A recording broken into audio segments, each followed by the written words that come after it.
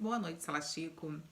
Bem-vindos ao 32º dia de estudos da obra O que é Espiritismo, de Allan Kardec, em que nós estamos trabalhando gradativamente cada um dos trechos elaborados por Kardec para a compreensão dessa obra, que apesar de pequena no tamanho, traz um conteúdo muito grande, muito rico, muito importante para a compreensão dos princípios doutrinários. A partir dessa compreensão geral, para todos aqueles que se interessarem, e Kardec demonstra essa necessidade a cada dia de estudo para buscar a possibilidade de se aprofundar nas obras básicas, como o Livro dos Espíritos, o Livro dos Médiuns, o que é o Espiritismo, o Céu e o Inferno, a Gênese, e daí as demais obras subsidiárias. Então, o que é o Espiritismo pode servir como uma porta de entrada para a compreensão do Espiritismo, para todos aqueles que desejam conhecer um pouco mais sobre a doutrina, tirar algumas dúvidas, ou ter apenas respostas mais imediatas sobre questões que são importantes, né, dentro do aspecto doutrinário. Antes de iniciar o nosso estudo, vamos fazer a nossa prece de abertura para que possamos dar sequência às nossas atividades. Fechando os nossos olhos, elevando os nossos pensamentos a Deus e buscando serenidade, paz, amor e compreensão.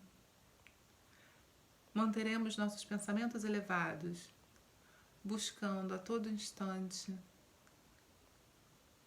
travando as lutas que se colocarem disponíveis na nossa frente, para que possamos vencer os obstáculos da nossa vida, que se configuram como as nossas provas, como as nossas expiações, que tenhamos a sabedoria para compreender que essas dificuldades, elas existem para o nosso aprimoramento, para o nosso crescimento, para a nossa evolução, para que possamos saldar as nossas dívidas, que tenhamos clareza, Senhor, da nossa missão de evolução, para que possamos atravessar as nossas existências, a atual existência, seguindo os exemplos de Jesus, os ensinamentos de Deus. Que Jesus, nosso guia e modelo, seja a nossa inspiração, nos ilumine e nos conduza sempre ao caminho do bem, auxiliado pelos nossos espíritos protetores, pela espiritualidade amiga, que sempre atua e age ao nosso lado. Que os nossos ouvidos estejam sempre abertos para ouvi-los. Graças a Deus. Bem, nós estamos trabalhando o segundo capítulo da obra O que é Espiritismo, que são essas noções preliminares. Na semana passada conversamos sobre o fim providencial das manifestações espíritas, e essa semana nós vamos falar sobre os médiuns. Após haver essa necessidade de se chamar a atenção para a existência da comunicação entre os espíritos, entre o mundo espiritual e o mundo físico, essas manifestações físicas que aconteciam, os fenômenos da mesa girante e os demais fenômenos, eles foram deixando de acontecer com frequência, cedendo lugar ao estudo das manifestações mediúnicas de uma forma mais sistematizada, através da figura do médium em si. E é sobre essa figura desse médium que nós vamos falar de uma forma mais específica nesse trecho.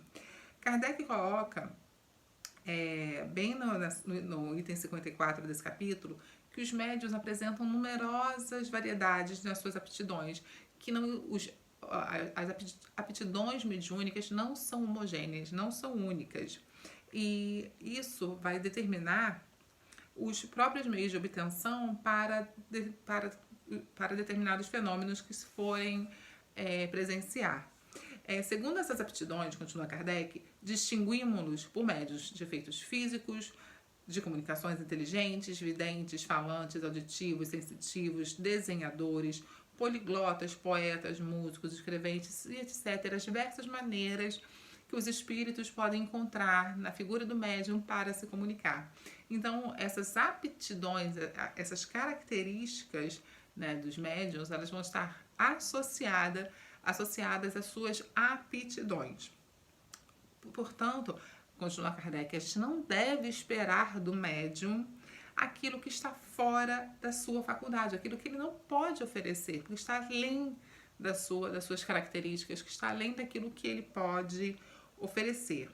Nesse sentido, os médiums de efeitos físicos, eles são mais aptos, né, para provocar fenômenos materiais como movimentos, pancadas, como auxílio das mesas e outros objetos, quando esses fenômenos revelam um pensamento ou obedecem alguma vontade. Obedecem alguma vontade. A gente deve entender que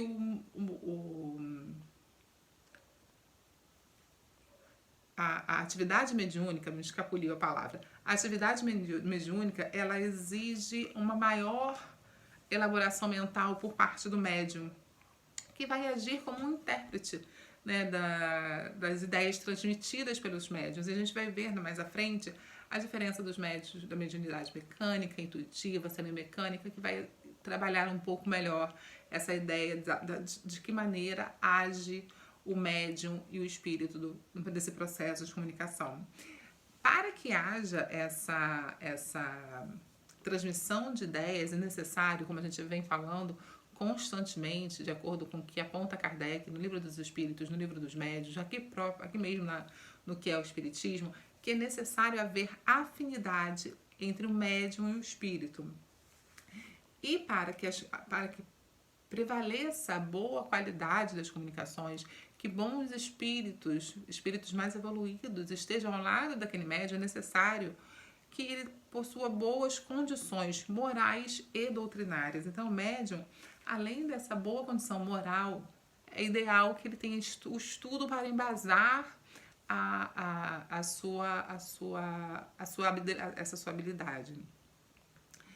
E Kardec continua falando sobre essa questão da escrita, né, da comunicação escrita, mediúnica, que é ao mesmo tempo mais simples, mais rápido, mais cômodo, que vai permitir o desenvolvimento também e é também a faculdade que se encontra de maneira mais frequente. Quando começou-se a perceber que os espíritos estavam se comunicando, havia desculpa, haviam as pancadas, as batidas da perna da mesa, que aí passaram a entender significados de sim ou não. E à medida que foi se analisando e compreendendo esse processo, se percebeu que poderiam ser formadas palavras, né? Existem aqueles... É fácil encontrar na internet uma espécie de compasso que era colocado e a ponta ia indicando a letra para formar palavras. Era um processo que já foi um avanço em relação às pancadas, que significavam apenas sim ou não, ou uma resposta dupla, a partir do momento que você poderia formar frases e coisas mais complexas, mas também muito mais demoradas, porque você teria que selecionar palavra, letra por letra. E nesse processo, se compreendeu que o médium estava agindo por influência do espírito. Não era o médium que estava escolhendo as letras, mas ele estava sendo influenciado por espírito. Que usam, e isso é importante a gente compreender e deixar muito claro, que o espírito utiliza o médium como um instrumento. No caso do escrevente, a mão pode ser arrastada pelo médium. E só para ilustrar, não existe durante esse processo mediúnico, né, de comunicação mediúnica, o que se chama comumente de incorporação. O espírito do desencarnado, ele não vai incorporar, né, como a gente vê em desenho animado, vê em alguns filmes, o espírito, até naquele filme Ghost mesmo, tem uma cena em que o ator principal, o Patrick Swayze, ele incorpora o corpo da médium, né, da Whoopi Goldberg, e para que a sua namorada possa vê-lo nesse momento como ele era quando encarnado. Essa é uma figura alegórica, mas que não corresponde à realidade. Não existe essa incorporação. O espírito ele não vai tomar lugar de outro espírito. Ele vai, através de sugestão, através da manipulação, ele vai prosseguir nesse processo de comunicação, não tomando conta da consciência daquele indivíduo, ocupando o espaço da alma do ser encarnado. Então a gente percebe, dentro da literatura espírita, se faz essa divisão entre os tipos, né, da mediunidade. Kardec coloca: o médium escreve sob a influência dos espíritos que servem dele como de um instrumento. Sua mão é arrastada por um movimento involuntário que o mais das vezes não pode dominar. Certos médiuns não têm consciência alguma do que escrevem. Outros a têm mais ou menos vaga, ainda quando o pensamento lhes seja estranho. É o que distingue os médiuns mecânicos dos médiuns intuitivos ou semimecânicos. Então a gente entende a mediunidade, os tipos de médium, como a mediunidade mecânica, a intuitiva e a semimecânica, para a gente só esclarecer de uma forma mais detalhada e evitar dúvidas sobre esse assunto. Na mediunidade mecânica, o médium ele não tem consciência daquilo que ele está fazendo. Por exemplo, numa psicografia, o médium vai escrever um texto, uma frase, uma página, um livro, e não vai ter consciência daquilo. O espírito ele vai atuar diretamente sobre a mão do médium, dando uma impulsão completamente independente da sua vontade. E quando o espírito tiver alguma coisa a dizer, a mão do médium vai se mover sem interrupção à revelia do médium, parando somente quando o ditado termina, quando o espírito encerra a sua comunicação. Então, o médium ele não tem consciência daquilo que ele está fazendo. Simplesmente o espírito, porque tem afinidade com aquele médium, vai conseguir realizar esse processo dessa comunicação desta maneira. Já os médiuns intuitivos, ele tem consciência daquilo que ele está fazendo, porque ele recebe essa sugestão do espírito, ele vai escrever, ele até tem uma consciência de uma impulsão da sua mão, mas passa pela consciência, então ele sente, ele percebe que ele pode estar que há aquela sugestão para aquele movimento, mas ele tem consciência daquilo que ele está passando, né, que ele está fazendo. Agora, na psicografia semimecânica, o movimento da mão vai ser a mistura, né, da mecânica com a intuitiva. O médium, para esclarecer, né, na mediunidade puramente mecânica, o movimento da mão independe da vontade. No médium intuitivo, o movimento é voluntário e facultativo. Agora, no médium semimecânico, participa de ambos esses processos. Ele vai sentir que a sua mão é impulsionada contra a sua vontade, mas ao mesmo tempo tem consciência do que escreve, à medida que as palavras se formam. No primeiro, o pensamento vem depois do ato da escrita, no caso da mediunidade intuitiva. No segundo, antes da escrita. No terceiro, ao mesmo tempo em que a escrita, no caso dos médiuns que fazem psicografia, né, dos médiuns escreventes. Esses últimos médiuns, os semimecânicos, são os mais numerosos, né? Então, é muito mais comum encontrarmos médiuns semimecânicos do que os puramente intuitivos ou puramente mecânicos. Kardec continua afirmando que é um erro acreditar que basta ser médium para receber igual facilidade as comunicações com o espírito. Então, não basta você ser médium para isso. O que é necessário? É necessário buscar, como a gente reforça diariamente em nossos estudos, que é importante o indivíduo buscar instrumentos que sejam mais apropriados. Desculpa. Impor-lhes o primeiro médio que tenhamos à mão seria mesmo que obrigar um pianista a tocar violino, supondo que, por saber música, pode ele tocar qualquer instrumento. Significa que se o médium ele deseja se um espírito, deseja se expressar através do desenho, ele vai ter que procurar um médium que tenha aptidões para o desenho. O processo ele pode até acontecer com o intermédio do mentor espiritual daquele médium, né? Se o médium, por acaso, não tiver as faculdades necessárias e houver necessidade daquela comunicação acontecer, o mentor espiritual ele poderia até ajudar nesse processo, né? Então, o espírito comunicante utilizaria o o mentor daquele médium e o mentor auxiliaria o médium no processo de comunicação. Então, isso é uma possibilidade, mas de uma maneira muito mais comum, né, é necessário que haja o desenvolvimento e a sintonia de aptidões para que haja a comunicação, porque sem harmonia só pode nascer que só pode nascer da assimilação fluídica. Isso é muito importante a gente lembrar dessa assimilação fluídica. É que podem nascer as comunicações, porque sem essa assimilação fluídica, as comunicações são impossíveis, incompletas ou falsas, como coloca Kardec. Porque a assimilação fluídica é algumas vezes totalmente impossível entre certos espíritos e certos médiuns. Porque quando a gente fala de sintonia, quando a gente fala de harmonia, sobre essa troca de fluidos que a gente também está falando. Então, não ocorrendo essa assimilação fluídica, ela pode não ser estabelecida com o tempo ou pode acabar sendo estabelecida com o tempo. Essa assimilação fluídica ela pode ser desenvolvida a partir do momento em que cria-se um hábito entre o espírito e o médium.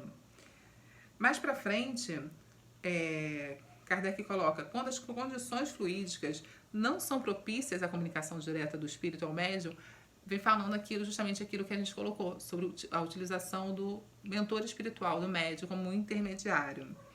Então aqui, né, continua Kardec, as qualidades pessoais do médium desempenham forçosamente um papel importante pela natureza dos espíritos que ele atrai a si. Olha como essa questão da atração, ela sempre está presente nas orientações de Kardec. O quanto que é importante nós nos elevarmos espiritualmente, nós nos aprimorarmos, nós estudarmos, para que possamos atrair sempre os bons espíritos para conosco. A gente deve lembrar que se nós estamos sofrendo com algum tipo de obsessão, são as nossas vibrações que elas estão produzindo energias fluídicas que permitem esse tipo de atração. Então a gente tem que mudar o nosso corpo mental, nós temos que mudar o nosso comportamento, nós temos que mudar o nosso pensamento, as nossas palavras, nossas atitudes, para que nós possamos transformar as nossas energias e atrair para perto de nós bons espíritos, para que possamos sempre sermos inspirados, bem inspirados positivamente. E para encerrar, qualquer que seja o modo de comunicação, a prática do espiritismo, do ponto de vista espiritual, vai apresentar diversas dificuldades, porque ela não é isenta de inconvenientes para quem não tem a experiência necessária. Por esse motivo, não é menos necessário conhecer todas as condições e escolhos da mediunidade, escolhos e impedimentos, né, da mediunidade, escolhos da mediunidade, dificuldades da mediunidade, a influência do meio, das disposições morais e etc. Então aqui Kardec nos coloca as condições, o que é necessário para que haja esse processo de comunicação mediúnica, para que nós possamos compreender que pode haver dificuldades nesse processo mediúnico, associadas também à falta de experiência do médium, mas que também a influência do meio, das disposições morais do médium, elas se fazem sempre presentes nesse processo de comunicação.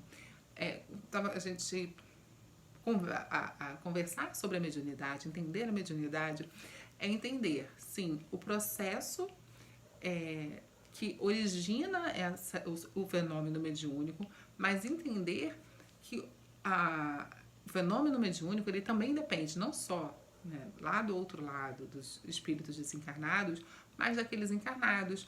E essa dependência da qualidade dos espíritos vai seguir uma série de variáveis. Nós não estamos falando de um padrão entre todos os médiuns. E é isso que esse trecho nos apresenta. Não vai existir um padrão. Há uma diversidade variável de acordo com as aptidões, de acordo com a qualificação moral daqueles que estão envolvidos nesse processo.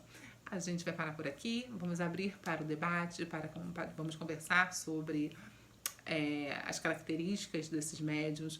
Então, dúvidas, sugestões, o debate está aberto para que possamos iniciar nossa interação no nosso grupo do WhatsApp, nos comentários aqui no YouTube. Então, estamos prontos para iniciar essa nova etapa do nosso estudo. Até já!